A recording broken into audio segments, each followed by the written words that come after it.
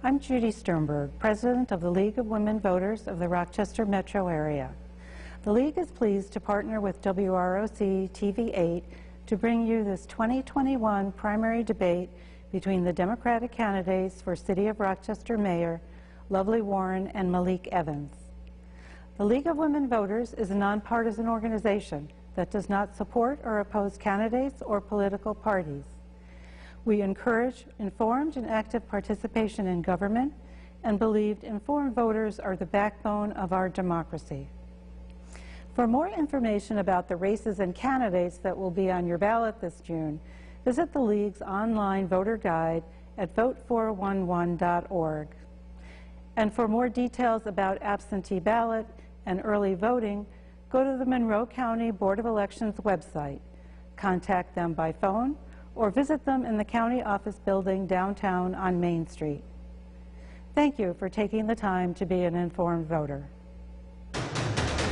Now, from your local election headquarters, this is a special edition of News 8. And good evening, everybody. News 8 is your local election headquarters. I'm Adam Chodak. Thank you for joining us, and a big thank you to the League of Women Voters for once again partnering with us. Simply put, these debates do not happen without their support. June 22nd, that is primary election day here in New York State, and there is no other primary race in our area that's getting as much attention as the Rochester mayoral race. Two Democratic candidates vying for one nomination. Those two are in this studio right now, ready for a debate. They are Rochester Mayor Lovely Warren and Rochester City Council member Malik Evans. Thank you both so much for joining us this evening.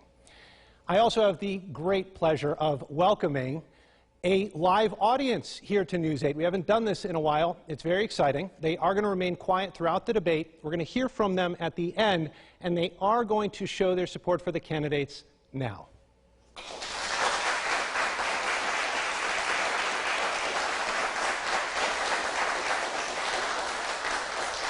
We are going to begin with opening statements, starting with Councilmember Malik Evans. Thank you. Thank you, Adam, and News 8 and the League of Women Voters. And I want to thank my anchors, my wife and my sister, for being here with me. And I want to apologize to my children at home because they thought they'd be watching Wheel of Fortune tonight, but we're in this time slate for this debate. My parents left me with a mantra that they gave me throughout my life: to whom much is given, much is expected. And that is why I have dedicated my life to public service. I believe that anytime we enter public service, it is important for us to remember that it is the people that we must always put forth first. And in this campaign, that is definitely the case. Today, we stand on the precipice of the anniversary of the death of George Floyd, which dropped a pebble in the larger United States of America, but brought an earthquake here in Rochester. And that showed us that we have great divides here that must be bridged. As your candidate for mayor, I want to be that candidate to bridge the divides that we have in this community, so that way we can solve our problems together to build a stronger, more prosperous Rochester. And I look forward to this debate this evening. Thank you. Thank you, Councilman Evans. We're going to move now to the opening statement from Mayor Lovely Warren. Mayor. Good evening. Thanks to Channel 8, the League of Women Voters, and my opponent, I come before you tonight to humbly ask for your vote. I come before you tonight as a woman who is in many ways just like you. I experience the ups and downs of life, and like you, I continue to do my best regardless of what challenges life throws at me. You have an opportunity to continue with the mayor who has a proven track record, one who will not abandon you when things get tough, one who puts your needs above any challenge she might face. I'm not your ordinary mayor. I don't have what some may say is the perfect life. I have a life that is like so many Rochesterians. At times, it's imperfect. At this moment, I believe that is exactly what our city needs: a mayor who relates to your challenges and delivers results. Prior to COVID, we accomplished the lowest unemployment in over 10 years, lowest violent crime rates in 30 years, highest home values in our history. Tonight, I look forward to sharing my record and plans for the future. Thank you.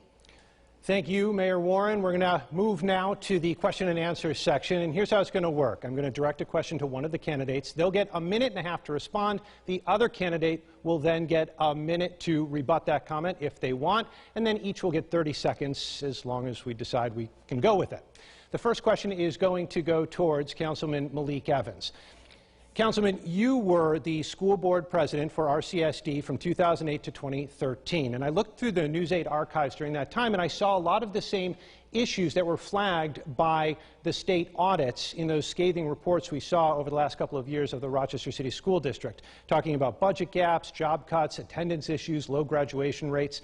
Voters are trying to determine who will be the best leader here. So the question to you is, what did you do in those years to demonstrate leadership and push for change? Absolutely. I'm absolutely proud of my service on the Rochester Board of Education. I often tell the story of when I told my mom I was running for school board. She cried, and I said, "Mom, why are you crying?" She said, "I'm crying because you're going into a system that has had 50 years of challenges, but at the same time, I'm proud that you're willing to step up as a 23-year-old and serve." And while I was there, I'm proud of the service that I demonstrated while I was there. We advanced the pre-K program, which at the time was not something that was on the national radar, and we got 3- and 4-year-olds full-time in school.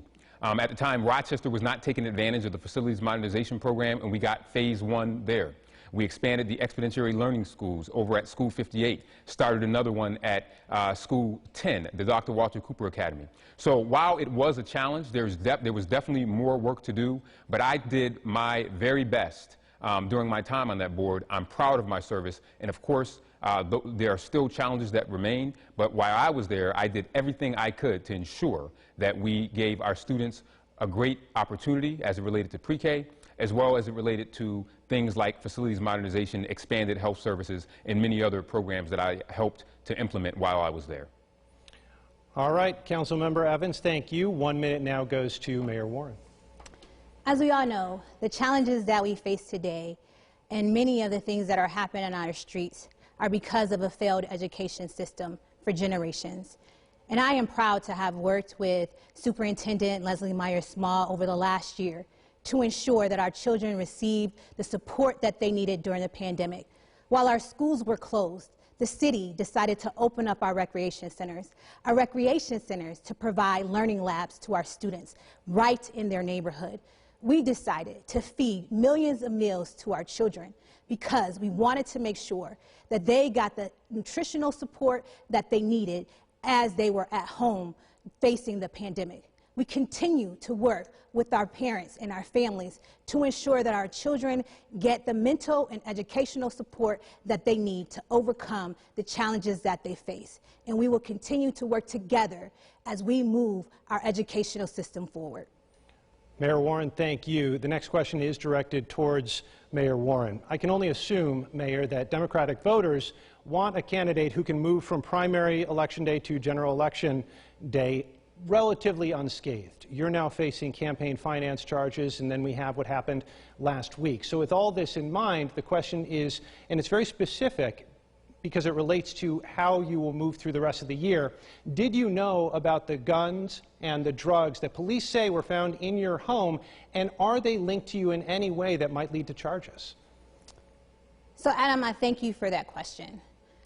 I did not know about the guns or drugs. I did not own gun or drugs, and I have and will continue to move our community forward.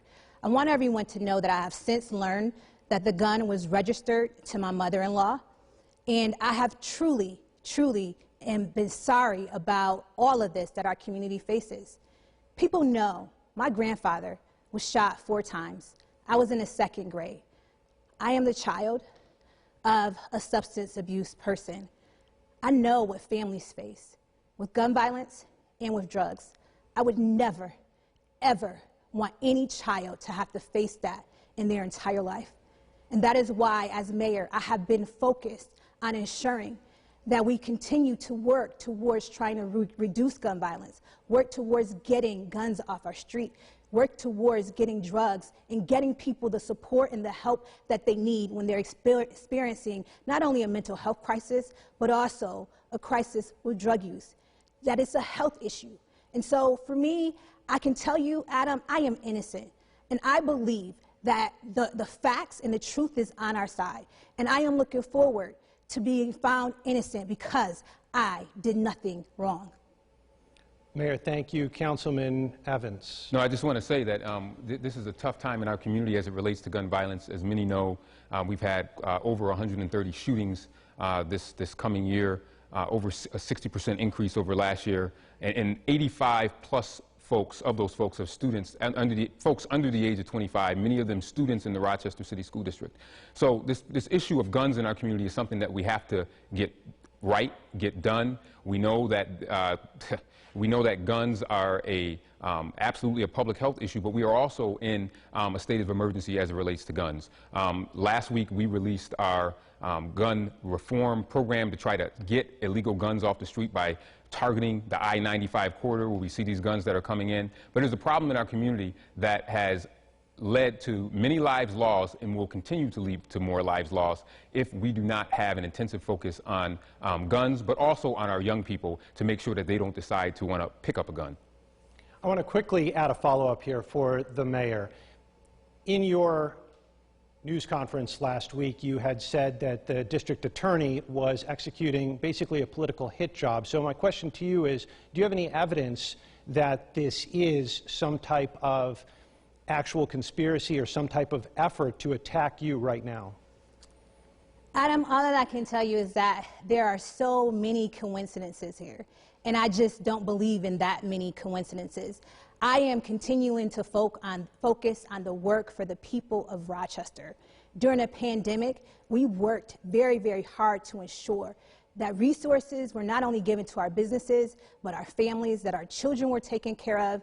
Pre-pandemic, we had brought crime down to 30-year lows.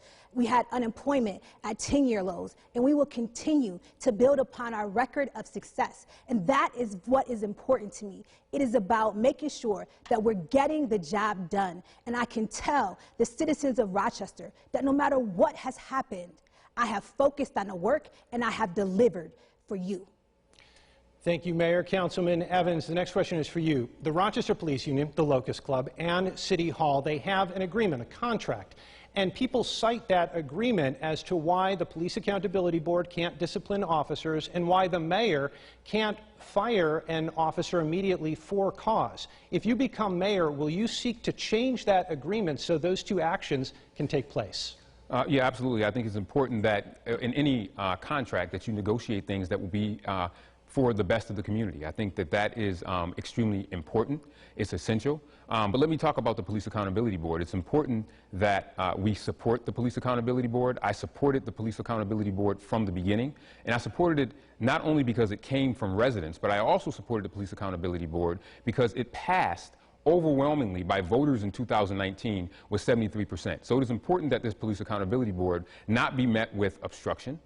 It's important that the Police Accountability Board be given the tools that it needs to succeed, which is codified in the city charter.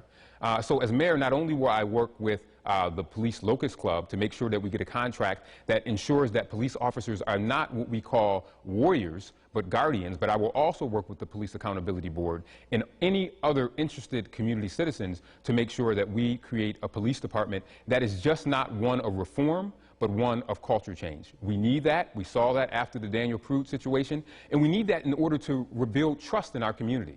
The gulf that we have in our community is something that I have not seen in my lifetime, the gulf between City Hall and those that are on the streets. So the only way that you do that is to make sure that we improve relations with the police department, with City Hall, organizations like the Police Accountability Board, and our larger community-based organizations that can help us strengthen our community and improve police community relations, which in the end will help us solve crime and also prevent crime.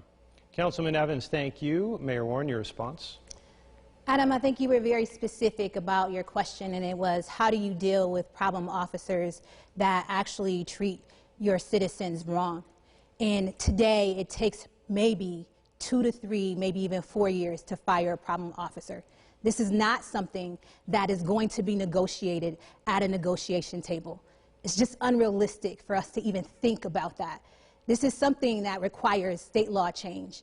And if you want to be able to ensure that citizens get the support that they needed when they are abused, then you have to be able to fire them for cause. Now, I believe that we have done a lot to build bridges when it comes down to making sure that our families and that the people in our community are taken care of when it comes down to holding officers accountable. That is the reason why I brought body-worn camera videos to this community, because I wanted everyone to be able to see what is happening on our streets so that our residents, our police officers, and everyone can be protected. But when it comes down to dealing with the challenges that face our police department, we need to be able to fire for cause. Mayor Warren, thank you. And the next question is directed back to Mayor Warren. And we're going to pretty much stay on the same topic, but it's going to get more specific. The City Council hired an investigator to look into how City Hall and the Rochester Police Department handled the Daniel Prude case, and specifically look into why the public didn't find out about that case for months. That investigator concluded that there was lots of blame to go around, but added, quote, "In the final analysis, the decision not to publicly disclose these facts rested with Mayor Warren as the elected mayor of the city of Rochester." What's your response to that finding? First, I want to extend my deepest condolences to Daniel Prude's family, because I know that this was a very tragic loss for them and for our entire community. That investigation also showed that I was not provided with the truth at any point in time, and at any point at every turn, I was provided with misinformation.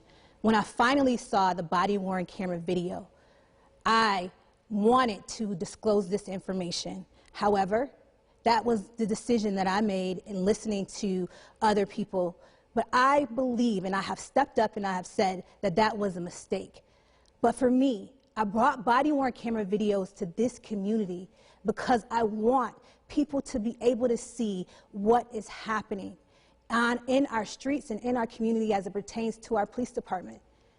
The fact of the matter is that after the fact, we have changed the way we deal with people that have mental health issues and substance abuse issues, because we wanted to make sure that we understand that this is a health issue. We need to deal with people with these challenges with compassion. And that's why we brought in the Person in Crisis team. And in this year's budget, we are increasing that team to be able to help ensure that the people that need these services get the support that they need in a compassionate way. We have to, as a community, work together to ensure that our citizens that have health crises get the compassionate care and not be treated as criminals. Mayor Warren, thank you. Councilman Evans, you were on the City Council when all of this happened. You were part of the City Council that hired this investigator. You looked at the report. What's your response to this? My response is that this situation absolutely has torn the city apart. And I think it has even put friction between the two branches of government, the mayor's office as well as City Council. Because this incident happened in March. It happened in March, and we weren't alerted about it until September. That is a long gap. And within that gap, you still have a gap between the larger community, and I think even within some of us in government, because we found out about this so late. So this compounded a problem. It was already a tragedy. It was a major tragedy. But then when you have someone says, this can never see the light of day because we will all lose our jobs and the city will burn. Well, it really left a stain on our community. We have to try to work now to rebuild that trust. Leaders have to take responsibility for that action. And anytime you have an in-custody death regarding a police officer, no matter if it's an overdose or someone hitting their head and dying, or like an officer involved death, we have to make sure that we let the public know, because they have a right to know. And our elected officials, including the other branch of government, absolutely has a right to know when it happens. Not 9 months later, but when it happens. Mayor Warren, would you like 30 seconds? Yes, I want to be very clear that I wasn't the one that made that statement. And so I truly believe in making sure that the public is aware of information. And that's the reason why I brought body-worn cameras to our community. Working with our then police chief, Simonelli, we created the most robust body-worn camera system for a city of our size, and the policy that we implemented with it to be able to turn it on. Had we not had body-worn cameras, we would have never known what happened to Daniel Prude. Mayor, thank you. The next question is for Councilman Malik Evans. This one comes directly from the League of Women Voters. Rochester 2034 is a 15-year plan which, in over 400 pages, lays out a comprehensive path to a vibrant future for Rochester. Which of its features are highest priority for you, and why are you most optimistic about what can be achieved? I think the place-making items makes me most optimistic. I will say that the 2034 plan, and I applaud the mayor and her administration on this plan, and council and the broader community. That plan, I think, is an example of how we all can work together. You had so many sessions of people throughout the community, as well as folks within City Hall and outside City Hall. So I'm excited about that because it shows the excitement that our community has when you bring them in to be able to be involved in the decision-making process. And that's why the 2034 plan is absolutely, I'm absolutely optimistic about it. But however, as with any plan, because I was around during the 2010 plan as an intern at City Hall, it's important that we make sure that these plans don't collect dust, that they're operationalized, and that they happen. And I think that that's where the community also will play a role in terms of holding City Council, as well as the mayor, whoever that may be in the coming years, accountable for this plan. The plan is important. It's important because it has the buy-in of the community, and it's something that all of us in this room and all of you working at home can go back to because it had wide-scale community participation, and that really should be our guide as we move forward going into 2034. But I'm sorry, Councilman, your highest priority from that plan, what would that be? It would be the placemaking plan in terms of us focusing on the housing piece. I think that is very innovative and creative in terms of changing the way that we look at housing and also zoning. Rochester was built for a city that is different than it is now. So that is critical that we look at those pieces to ensure that there's community involvement there, but that we have major changes in our zoning. So if you go on Hudson Avenue, it's not zoned the way that it should have been 50 years ago, right? So as we look at changing zoning around the city, I'm extremely excited about that because I think that it's going to bring us into the 21st century. Rochester doesn't look like the way it looked in 1965 or 1865. So as we move forward into 2034 and beyond, it's important that we look at zoning, that we look at placemaking, that we look at housing. All those things are what I am extremely excited about in this plan. All right, thank you. I gave Councilman Evans a little bit of extra time, so a minute 30 response here, Mayor Warren, to the 2034 plan. I am truly excited about Rochester 2034 because it looks to the future. When I look at the future and I look in my daughter's eyes, we're building a city for her and for every child across our community. We work collectively together, and I want to give our planning team at City Hall a big round of applause for their work on this plan with our community, because it truly was everyone working together to look to the future. And when we think about all the things that are in Rochester 2034, it is about jobs, safer, more vibrant neighborhoods, and better educational opportunities for our children.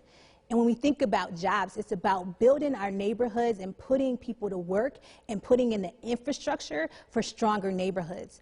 When we think about safer, more vibrant neighborhoods, it's working with our police department, with our Department of Human Services and Recreation to ensure that our children and all those that live in our city get the support that they need.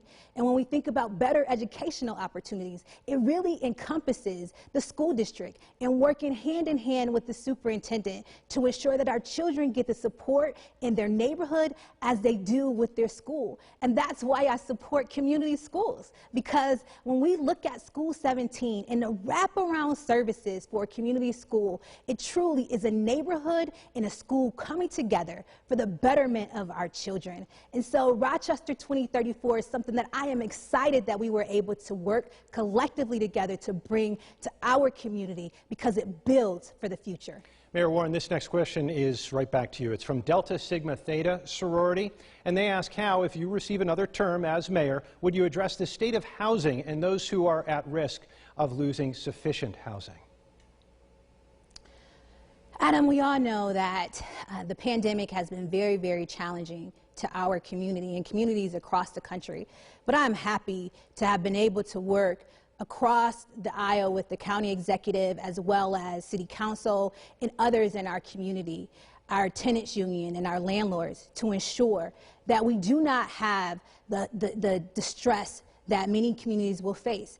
We have provided for, during the pandemic, we provided $5 million for tenants, and we listened to our landlords when we heard them say that they needed to be able to apply because some of their tenants had some challenges. And so when we reallocated the money that we received, and I want to commend our federal leaders at this point in time, because Senator Schumer and all of our federal leaders did a great job of getting us the resources. We were able to give $40 million to help our tenants, our landlords, and people remain in their homes. Not only were we able to help with back rent, we were able to ensure that people get access to an attorney when they go to court. We're able to make sure that we continue to work collectively together to keep people in their homes, because I know that housing is the very foundation and stability for a child. And for anyone to face eviction or any challenges when it comes down to losing their home, we did not want to see.